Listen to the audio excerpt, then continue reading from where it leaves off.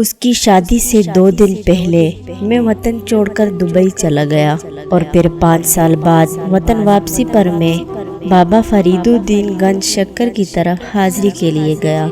میں وہاں بیٹھ کر دعا کر رہا تھا کہ اچانک مجھے اس کی یاد آنے لگی۔ اتنے سالوں بعد جو اس کی یاد آئی تو اس کی یاد نے میری طبیعت خراب کر دی۔ میرا دم گھٹنے لگا۔ میں دربار کے ایک کونے میں جا کر بیٹھ گیا۔ میں یہ سوچ ہی رہا تھا کہ آج اتنے سالوں بعد یوں اچانک اس کی یاد اس قدر کیوں آ رہی ہے کہ میری آنکھ لگ گئی۔ پھر جب میری آنکھ کھلی تو وہ بالکل میرے سامنے کھڑی تھی۔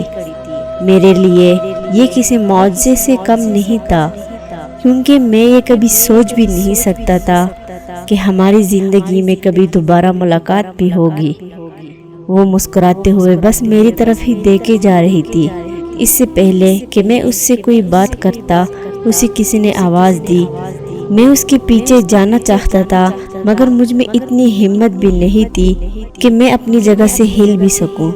ماضی کی جن کڑوی یادوں کو ختم کرنے کے لیے مجھے اپنا وطن چھوڑنا پڑا۔ آج پھر وہی کڑوی یادیں میرے اندر زندہ ہو چکی تھی۔ میرا ہر زخم پھر سے تازہ ہو چکا تھا۔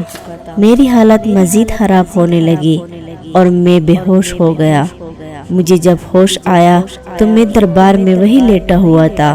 دربار سے گھر آ کر میں عجیب سی کشمکش کا شکار تھا۔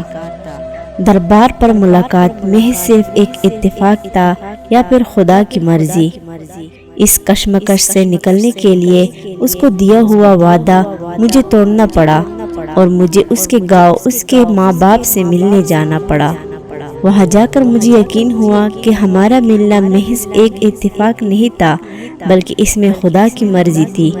اس کے گھر والوں نے بتایا کہ وہ تم سے شادی کرنا چاہتی تھی، لیکن ہم لوگوں نے صاف انکار کر دیا تھا کہ خاندان سے باہر شادی نہیں ہو سکتی، اور پھر ہم لوگوں نے اس کی شادی خاندان میں طے کر دی۔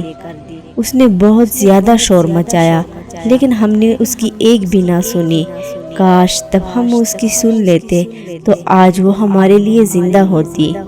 اس کے گھر والوں کی یہ بات سننے کی دیر تھی کہ میرے رونگٹے کھڑے ہو گئے۔ انہوں نے بتایا کہ وہ اپنی شادی والے دن زہر کھا کر مر گئی تھی۔